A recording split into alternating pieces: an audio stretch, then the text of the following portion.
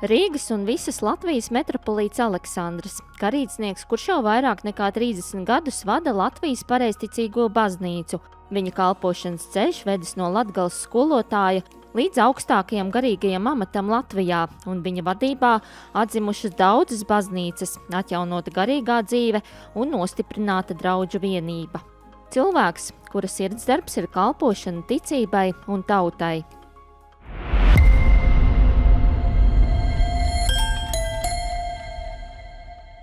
Metropolīts Aleksandrs, laicīgajā vārdā Aleksandrs Kudrjašovs, dzimis 1939. gada 3. oktobrī Aglonas pagastā. Tas bija laiks, kad pasaulē valdīja karš, daudz kas bija izpostīts, un cilvēki baidījās par savu nākotni. Taču Aleksandra māte vienmēr paļāvās uz Dievu un arī savu gaidāmo mazuli nodeva Dieva rokās.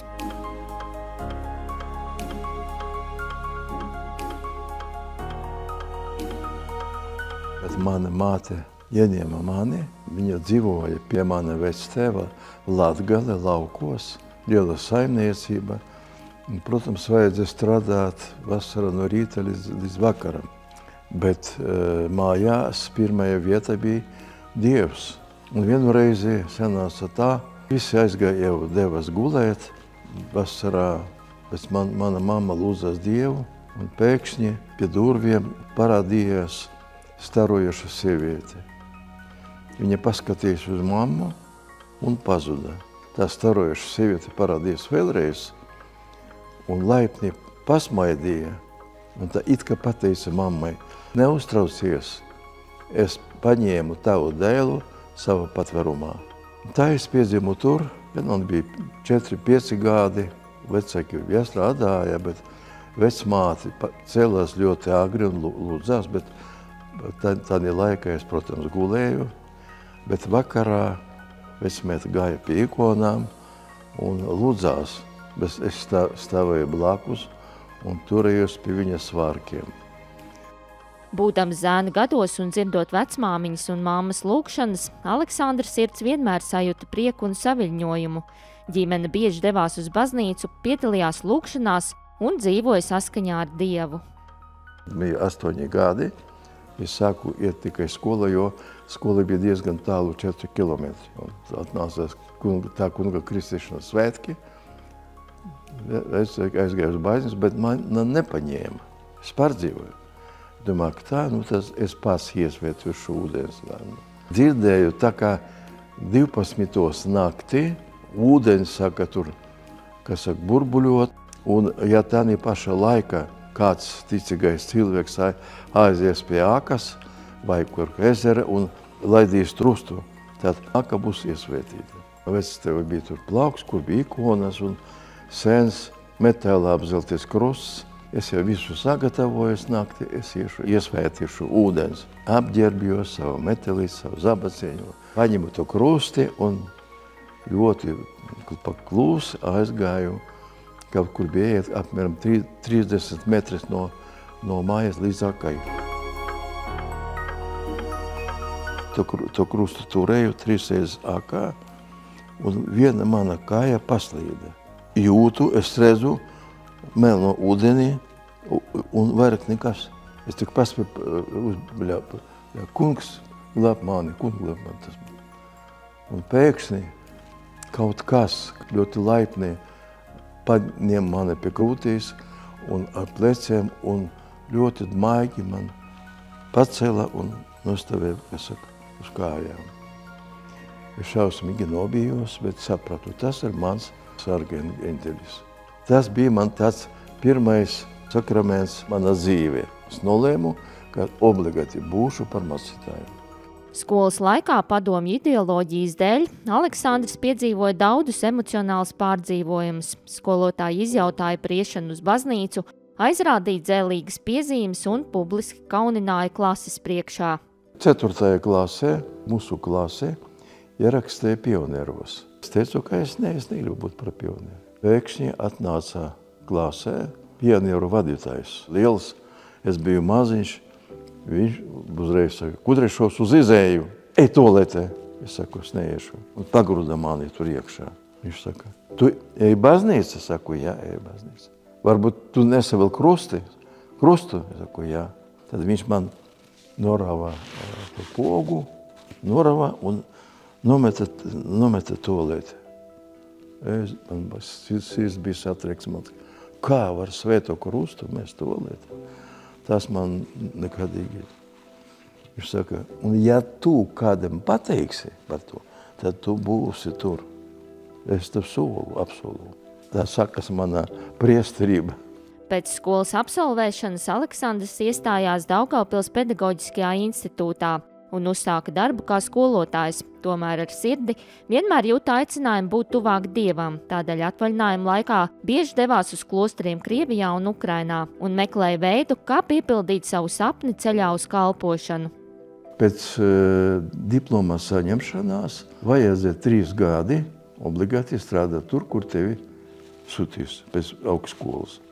Es nostrādāju un nolēmu braukt uz Rīgu. Sanāca tā, ka es strādāju vienā skolā, un blakus mani sēdēja skolotāja, un viņa man pastāstīja, ka saka, ka es esmu mācītāja sieva, bet mēs esam šķirušies, jo mans vīrs sēdēja 10 gadi Sibirijā.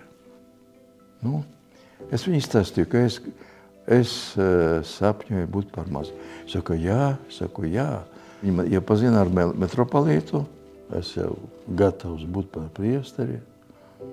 Viņa saka, es arī sen gaidu, kad jūs patikīs man to konkrēti.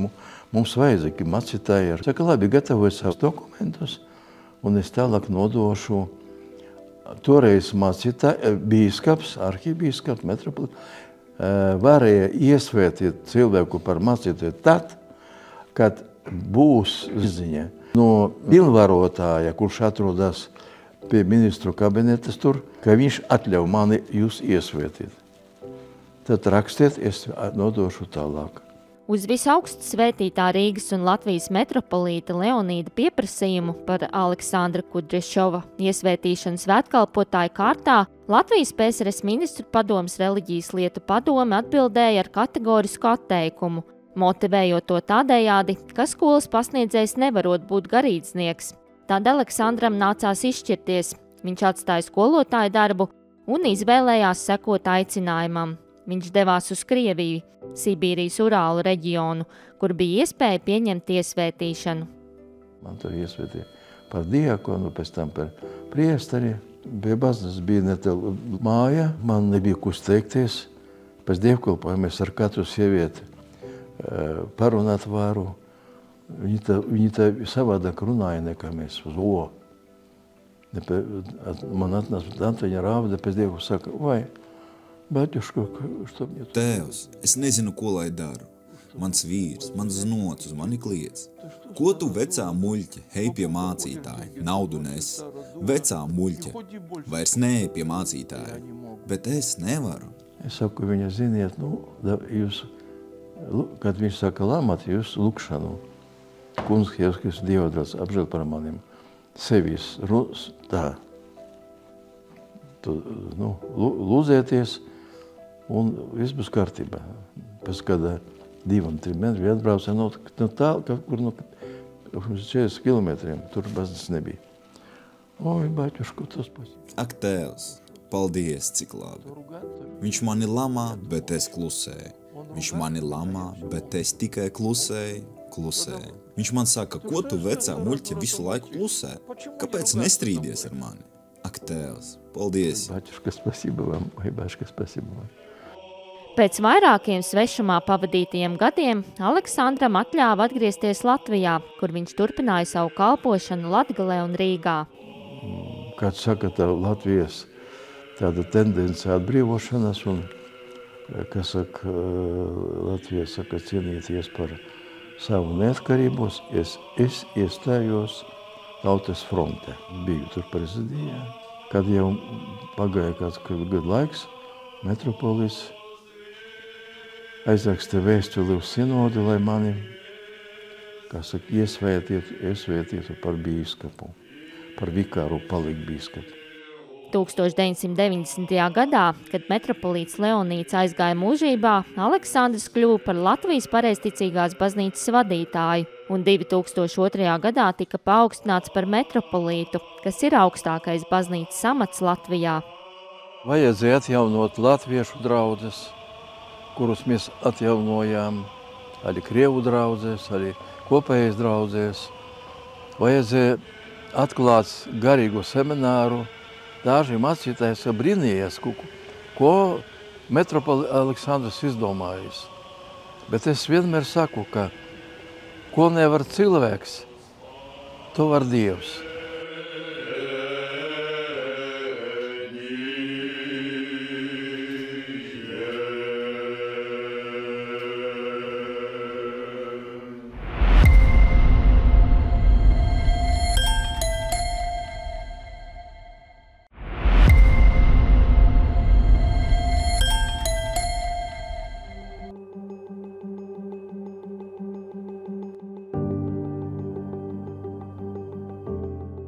Metropolīts Aleksandrs amatā ir ilgāk pat bijis nekā es, jo viņš jau bija amatā, kad es tikai sāku. Un tad vienmēr viņš bija blakus mūsu tādās ekumeniskās reizēs. Parasti tas bija kaut kādā sakarā ar attiecībām ar valsti. Mums bija tādas konsultatīvās padomes, un kur mēs runājām ar politiķiem par to, kā veidot baznīcas un valsts attiecības, jo tas viss bija jāsāk no jauna. Viņš vienmēr tā ļoti lojāli Latvijas valstī izteicies, ir ļoti patriotiski pat kaut kā par mūsu Latviju un par mūsu valsti. Un tas, es domāju, ne visur pareizticīgajā baznīcā ir tik izteikti kā tieši pie viņa. Un es domāju, ka viņš ir centies uzturēt to Latvijas pareizticīgās baznīcas patstāvību un neatkarību un cīnījies par to, lai Latvijas pareizticīgā baznīca būtu Latvijas pareizticīgā baznīca. Tādā ziņā es varu vislielāko atzinību viņam izteikt. Man ir prieks par to, ka mēs vienmēr esam atraduši kopīgu valodu svarīgos jautājumos. Vai tas bija, piemēram, gan par dievkalpojumu translāciju, vai arī par raidījumu vertikāle, par kuru mēs cīnījāmies, lai tas tiek saglabāts, un tad viņš mūs pilnā mērā atbalstīja. Es apbrīnoju arī viņa diplomāta spējas, viņa spēju, kad vajag paklusēt, kad vajag, tad tomēr arī pateikt. Es apbrīnoju viņa protokola sakārtotību. Tādā ziņā, ka tad, kad ir kaut kāda gada diena, vai dzimšanas diena, vai kaut kāda jubileja, vai svētki, tad vienmēr no viņa atnāk apsveikums. Vai arī, ja kaut kas svarīgāks, tad arī, ziedu pušķis. Un tā viņš vienmēr atcerās. Šai ziņā atceros mēs ar arhibīskapu Jāni Vanagu. Mēs teicām, jā, jūs mums esat paraugs, mēs neizaugam līdz tādam līmenim, lai kaut ko tādu varētu arī vienmēr atcerēties un tā. Atjaunojot pareizticīgo baznīcu statusu, vērienīgs darbs notika pie dievnamu restaurācijas.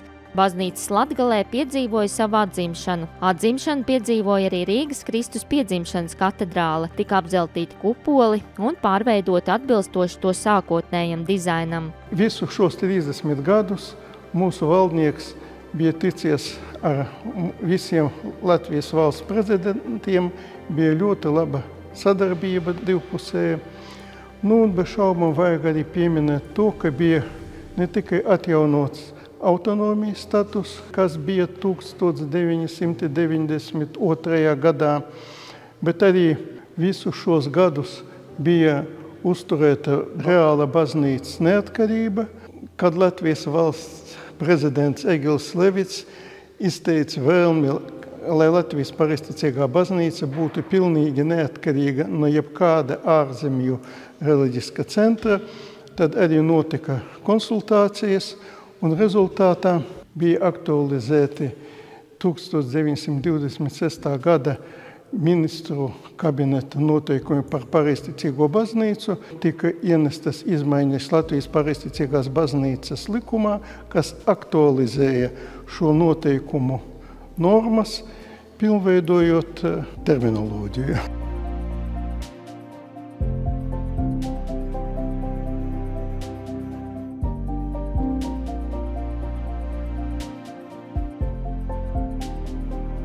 Svētdarbs mūsu metro svētmocekļa Jāņa Pomara kanonizācija un viņu svēto relikviju atklāšana. Tā ir ļoti liela lieta mūsu garīgajā dzīvē. Bija atjaunota Jēkabpils dievmates ikona, kur bija gājusi bojā Otrā pasaules kara laikā.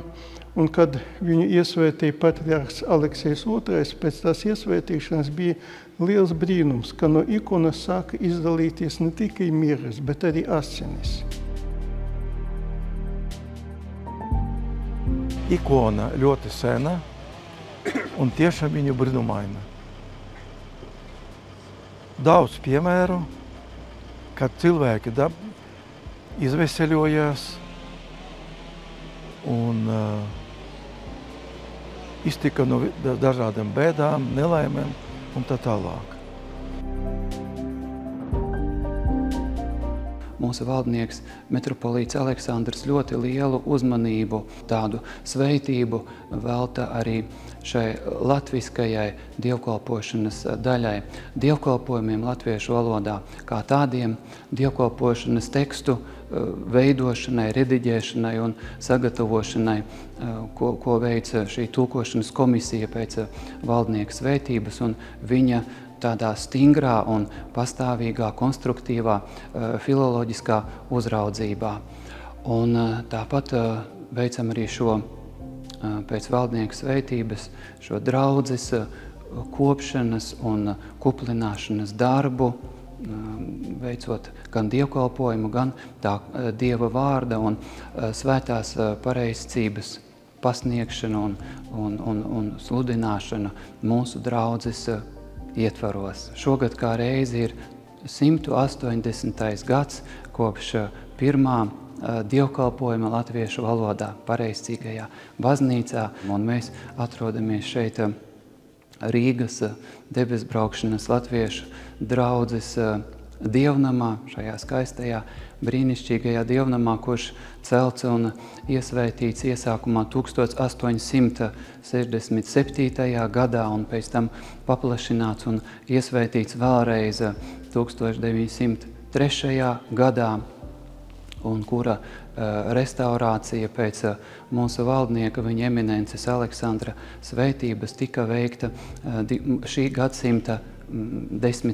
gados, jā, tātad nesen un veikta tādā augstākajā kvalitātē un atbildības līmenī ar brīnišķīgu sniegumu, ko mēs šeit redzam no šo brīnišķīgo dievnama iekārtojumu un atjaunoto šo stāvokli, jo pa grūto 20. gadsimtu, šo ateismu gadsimtu dievnams, tāpat kā draudze, bija ļoti smagi cietuši. Baznīcas kopiena apvieno ticīgos no dažādām tautībām. Metropolīts Aleksandrs vienmēr ir uzsvēris, ka baznīca nav politizēta, bet vērsta uz reliģisko dzīvi un sabiedrības saliedēšanu. 23. jūlijā bija metropolīta Aleksandra kalpošanas 36. gada diena, un mēs redzējām, kāds liels cilvēku daudzums ir atnācis sveikt metropolītu, un mēs arī redzējām, ar kādu prieku,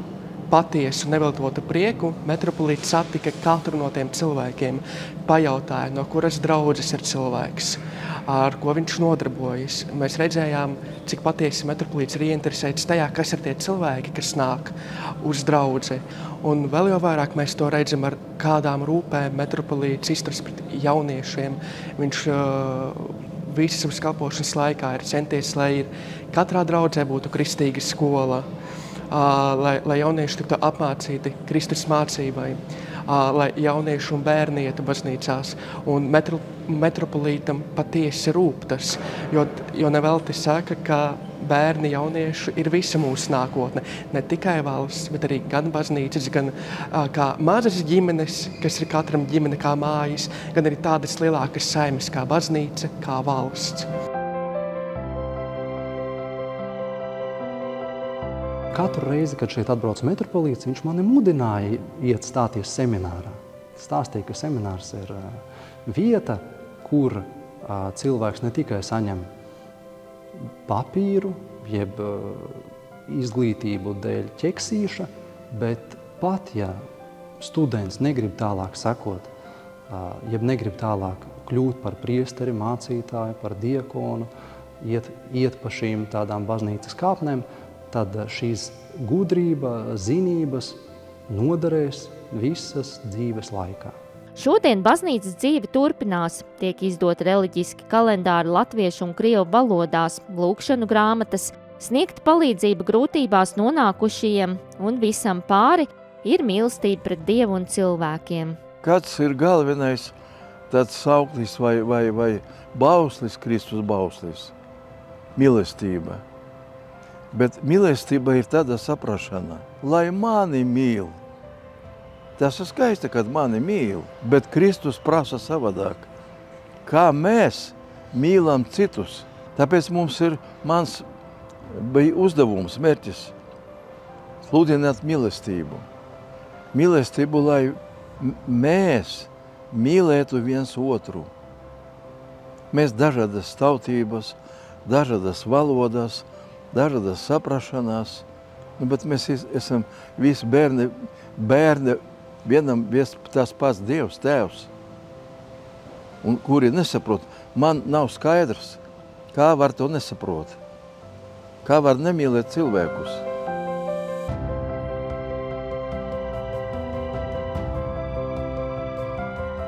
Kļūst par priesteri diezgan grūti, nebija vienkārši, bet es jūtu visur, kā Dievmāte un Kungs veda mani. Veda mani līdz šai dienai, un es ceru, ka vēl vedīs. Dieva roka man priekšā rāda, kur man jāiet, kur man jābūt, kas man jādara. Un es vēlu mīļie cilvēki, mīļi latvieši, mīļi krievi, palkrievi, visādas tautas. Mīliet viens otru.